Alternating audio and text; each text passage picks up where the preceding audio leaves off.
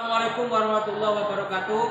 Kepada dosen penilai UKIN PPG dalam jabatan PEK 1 yang saya hormati, perkenalkan nama saya Irfandi, mahasiswa PPG dalam jabatan PEK 1 Mapel Quran Hadis IAIN Palopo NIM 24020081359 akan praktek membuat video pembelajaran Mapel Al-Quran Hadis kelas 7 dengan judul Apa dan Fungsi Al-Quran. Sekian, selamat mengikuti. Assalamualaikum warahmatullahi wabarakatuh.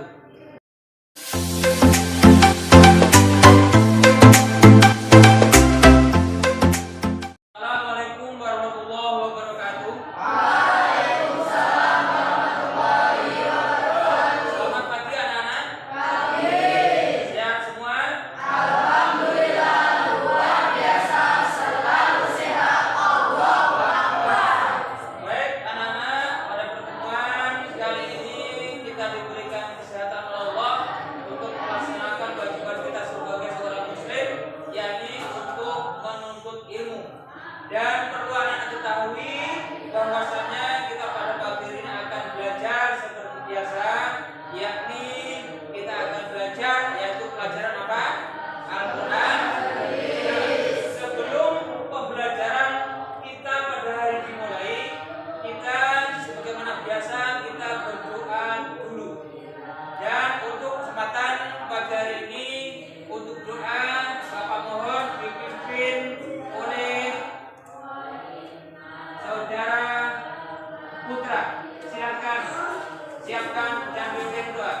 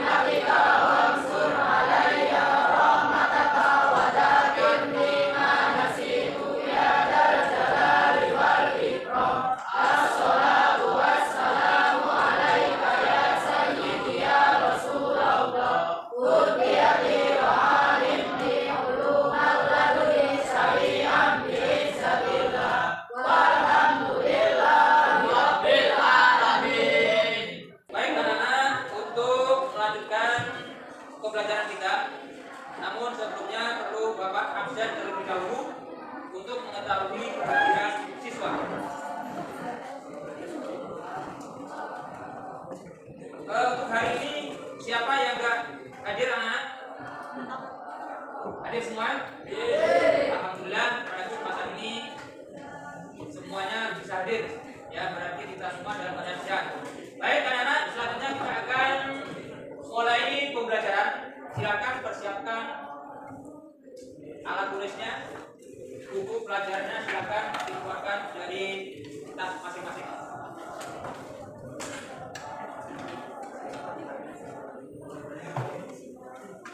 Silakan.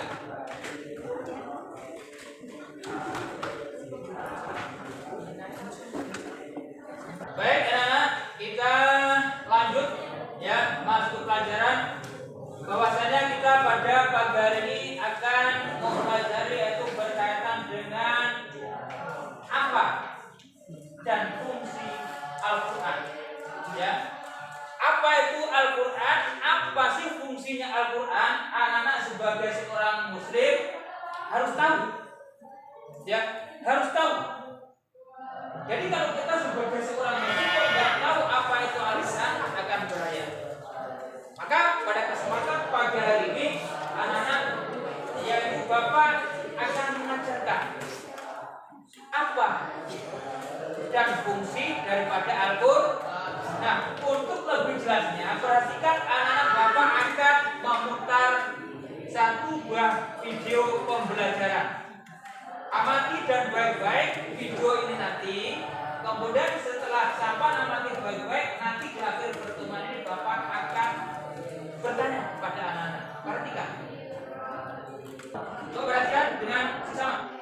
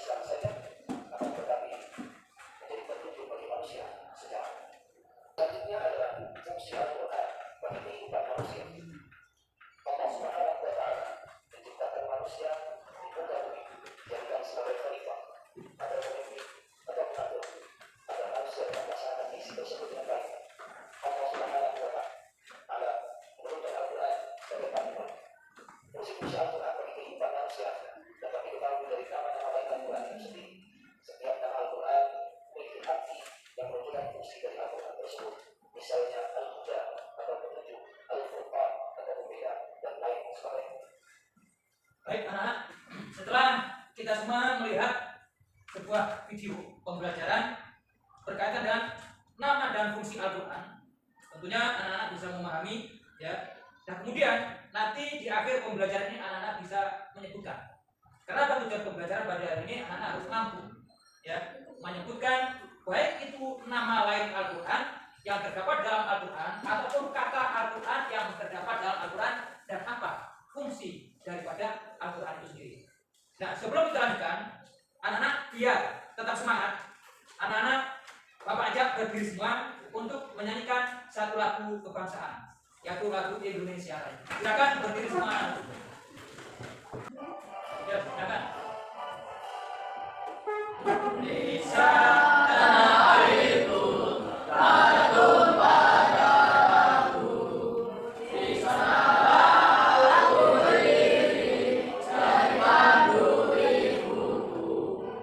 Siapa bangsaku, bangsa dan tanah airku. Marilah kita berseru, Indonesia bersatu. Hiduplah tanahku, hiduplah negeriku, bangsaku, rakyatku semuanya. Bangunlah jiwanya, bangunlah berdaya untuk Indonesia Raya. Indonesia Raya, merdeka, merdeka, tanahku, negeriku yang ku cinta. Indonesia Raya, merdeka, merdeka, hiduplah Indonesia Raya.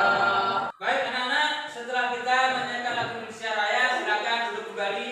Tentunya anak-anak lebih bersemangat lagi dalam baca. Oke, silakan duduk kembali. Nah, sekarang kita akan mendalam materi, yaitu dengan menyimak atau memahami materi berkaitan dengan apa dan fungsi Al-Quran. Ya. Perhatikan dengan seksama. Nah, perhatikan.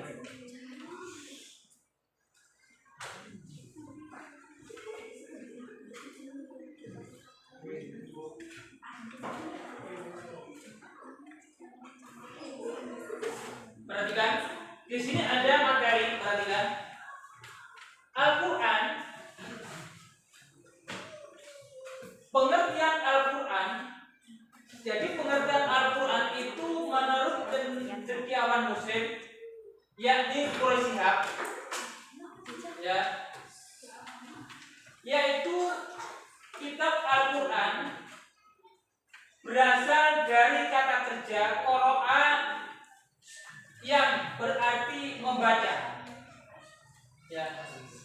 Kemudian kata dasarnya adalah Quran yang berarti bacaan. Nah, kemudian huruf alif pada kata Quran lanjut Quraisy Shihab, yaitu mengandung arti kesempurnaan.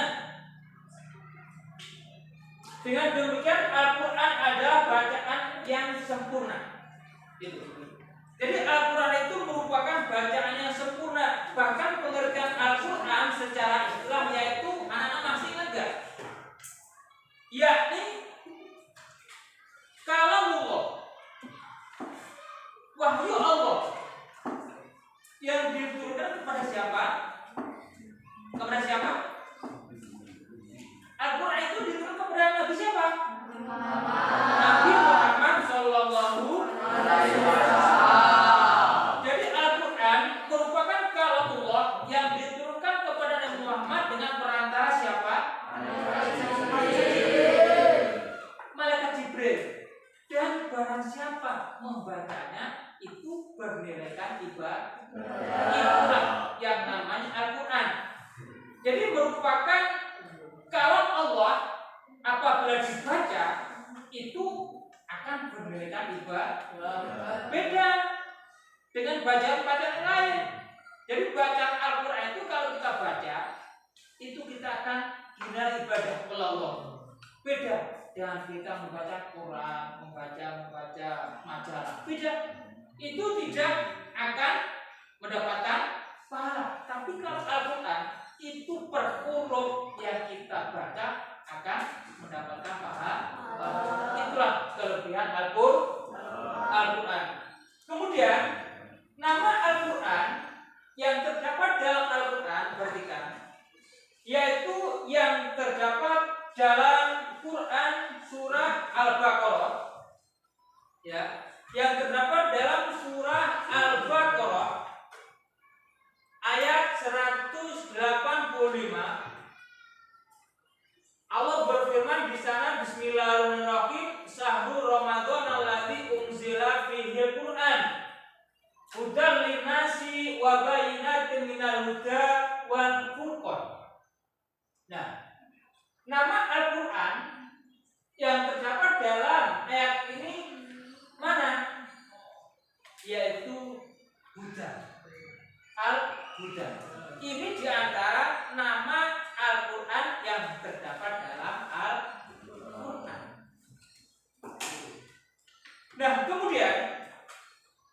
ada juga nama Al-Quran yang terdapat dalam Al-Quran yang lain, yaitu yang terdapat dalam surah Al-Hijr ayat 87 yang berbunyi di sana, walaqad atainaka sab'an minal masani wal Qur'anal azim. Ya. Nah, di sana ada nama Al-Quran yang terdapat dalam Al-Quran, yaitu Al-Quran. Nah, ini nama Al-Quran yang terdapat dalam Al-Quran. Jadi Anda harus tahu apa sih nama Al-Quran yang terdapat dalam Al-Quran saja. Ada Al-Rum, ada juga Al-Quran itu sendiri ada. Nah, kemudian perhatikan anak-anak. Kemudian ada nama-nama Al-Quran, ya, ada nama-nama Al-Quran. Di antara nama Al-Quran yaitu adalah Alkitab.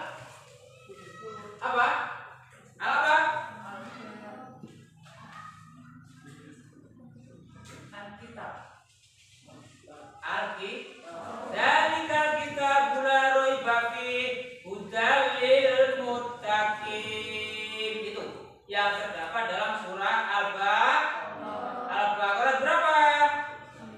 Ayat 1. Nah, jadi itu nama lain Al-Quran yang terdapat dalam Al-Quran.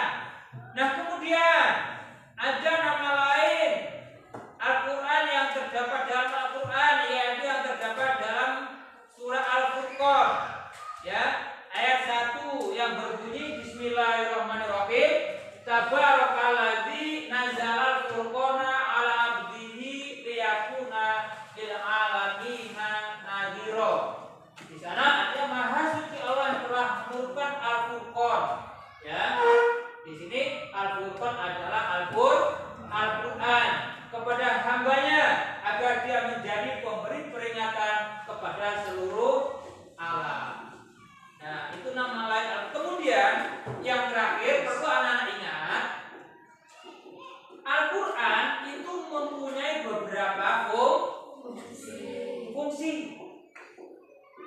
Fungsi tersebut diantaranya yang pertama yaitu sebagai sumber ajaran atau hukum Islam. Al-Quran merupakan salah satu sumber hukum Islam, ya, yang utama. Kenapa demikian? Karena apapun yang kita lakukan, apapun yang kita perbuat, itu harus sesuai dengan apa yang terdapat dalam Al-Quran. Ya, misal di dalam Al-Quran di sana ada perintah Allah, yaitu yang berbentuk puasa. Puasa merupakan perintah Allah. Perintah Allah itu berasal dari Al-Quran, dari Al-Quran. Ya. Bagaimana contohnya ayatnya? Ya ayyuhalladzina amanu kutiba alaikumus siyam. Jadi hukum puasa itu sudah ditentukan dalam Al-Quran. Hukumnya yaitu wajib. Maka apapun hukum yang sudah ada dalam Al-Quran, maka kita sebagai seorang muslim wajib untuk melaksanakan itu. Karena apa? Al-Quran merupakan sumber ajaran ataupun hukum Islam yang utama. Nah, kemudian fungsi Al-Quran yang adalah sebagai konfirmasi dan informasi terhadap hal-hal yang tidak dapat diketahui oleh akal. Itu. Jadi yang kedua sebagai konfirmasi atau informasi, ya, terhadap hal-hal yang tidak dapat diketahui oleh akal. Nah, kemudian yang ketiga adalah petunjuk hidup manusia ke jalan yang lurus tentang berbagai hal. Jadi Al-Quran itu telah membimbing umatnya untuk senantiasa berjalan atau berbuat ya atau berbuat sesuai dengan ketentuan yang ditentukan di dalam Al-Quran. Apabila manusia itu sudah berjalan sesuai dengan ketentuan yang ada terdapat dalam Al-Quran, maka insya Allah hidupnya akan selamat di dunia, lebih-lebih nanti selamat di akhir. Itu ya. Nah kemudian yang terakhir, fungsi Al-Quran sebagai pengontrol dan pengoreksi terhadap ajaran-ajaran masa lalu, yaitu Injil, Zabur, dan Taurat. Itu Al-Quran. Al-Quran adalah pengoreksi, bukan penyalah. Al-Quran gak menyalahkan, ya, tapi Al-Quran bertujuan untuk mengoreksi apa isi daripada kitab-kitab sebelum Al-Quran. Jadi dalam kitab sebelum Al-Quran itu Al-Quran mengoreksi kira-kira yang tidak pas itu akan dihapus, ya, akan dihapus, akan dibetulkan. Kenapa? Injil, Zabur, dan Taurat ini adalah juga kitab yang menurunkan Allah Subhanahu wa Ta'ala. Maka yang terakhir Allah menurunkan Al-Quran itu sebagai pengoreksi terhadap kitab-kitab sebelum Al-Quran, yaitu Injil, Zabur, dan Taurat. Baik anak-anak, ya. Jadi untuk memastikan anak-anak pembelajaran pada hari ini berhasil dan tidaknya, Bapak akan membentuk kalian semua menjadi 3 kelompok untuk menyelesaikan tugas yang akan Bapak berikan. Ya. Nah, untuk kelompok 1, silahkan ya tulis kata Al-Quran yang terdapat dalam Al-Quran sesuai dengan ayat Al-Quran. Itu kelompok 1. Nah kemudian untuk kelompok 2, silakan bermusyawarah menentukan, yaitu sebutkan nama lain Al-Quran yang terdapat dalam Al-Quran. Ya, silakan musyawarah tentukan, ya. Kemudian nanti salah satu anak untuk membacakan, mewakili dari kelompok kalian. Kemudian kelompok yang terakhir yaitu bertugas untuk menyebutkan apa saja fungsi daripada Al-Quran. Silakan, ada waktu kurang lebih 10 menit. Silakan ditulis. Setelah ditulis nanti kemudian bacakan atau presentasikan di depan kelas. Kalau sudah, silakan yang mewakili berdiri di depan sini. Reza, silakan bacakan.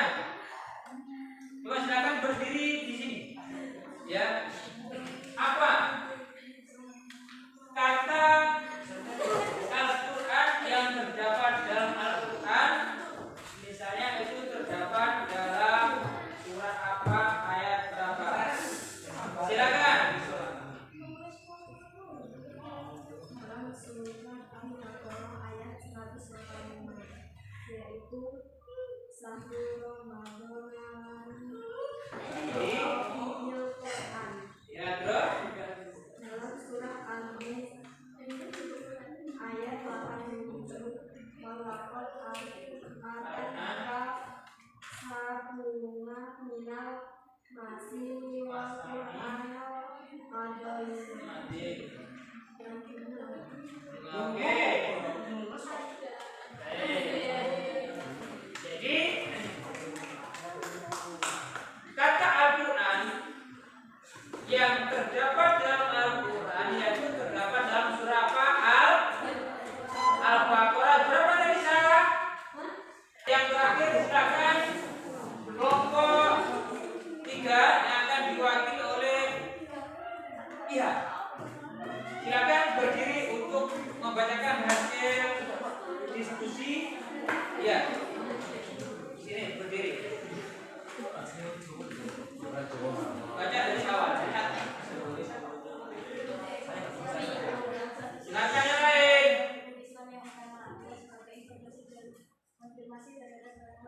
tidak diketahui oleh akal. Jika sebuah terjadi dianggap sebagai pengantar dan mengoreksi terhadap ajaran-ajaran masa lalu, yaitu Injil, Zabur, dan Taurat.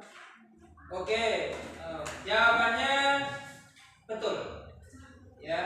Jadi setelah Bapak menyimak dan perhatikan tugas yang Bapak ajarkan pada pagi hari ini, berarti anak-anak paham. Ya, dan bisa dianggap pembelajaran kita pada pagi hari ini berhasil. Nah, sebelum Bapak akhiri pertemuan pada pagi hari ini, ya Bapak akan memberi motivasi kepada anak-anak semua. Jadi kalian harus tetap semangat. Ya, kalian semua harus tetap semangat dalam belajar, karena ilmu itu sangat penting bagi kehidupan kita. Dan kita punya kesempatan yang pada saat ini. Kesempatan seperti ini tidak akan berulang lagi. Sampai nanti ketika usia tidak tua nggak mungkin akan belajar atau duduk di kelas seperti ini. Maka kesempatan seperti ini sangat penting kita lakukan, karena usia kita otomatis tambah tua, nggak mungkin tambah muda.